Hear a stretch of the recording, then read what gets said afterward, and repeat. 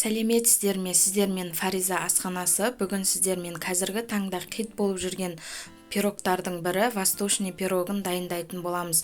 Өте дәмді болып шығады. Сол үшін видеоны соңына дейін қарап рецепті сақтап алыңыздар. Пирог үшін бізге осы видеода көрсетілген заттар қажет болады. Анық мөлшерін осы видеоның астында описание бөліміне жазып қалдыратын боламын. Ең алдымен електен өткізілген ұнымызға қант ұнтағы және қопсытқышты салып жақсылап араластырамыз. Сонан соң бөлме температурасында тұрған сармайды салып жақсылап араластырамыз. Кружка жасап аламыз. Қамырымыз осындай жағдайға келген соң үстіне бір ас қасық қаймақ салып орташа жұмсақтықта қамыр илейміз. Қамырымыз осындай жұмсақтықта болу керек, өте қатты да, өте жұмсақта болмау керек. Көріп тұрғандарыңыздай өте эластичный қамыр болып шықты.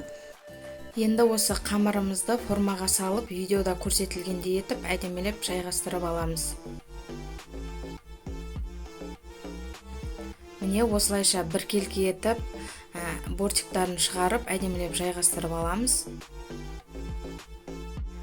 Енді салмасын саламыз. Салмасына грек жаңғағы, мүйіз және сүйексіз жаңғақ қолданамыз.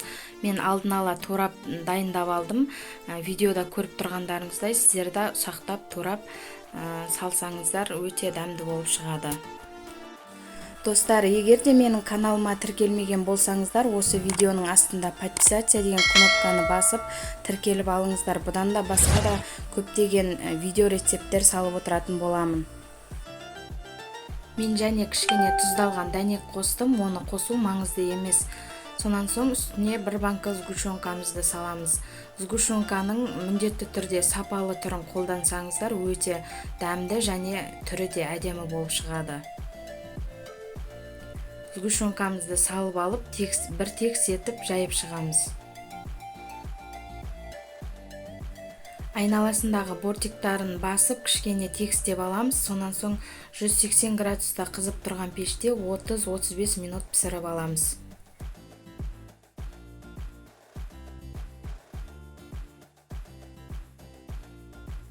Міне осымен пирогымыз пісіп шықты. Міндетті түрде бөлме температурасында суытып, сонан кейін ғана формасынан шешіп, холодильникке 1-2 сағатқа қойып аламыз. Сонда формасын жақсы ұстайды. Көріп тұрғандарыңыздай өте әдемі және дәмді болып шығады. Міндетті түрде жасап көріңіздер. Сіздермен болған Фариза. Келесі видеода көріскенше сау болыңыздар.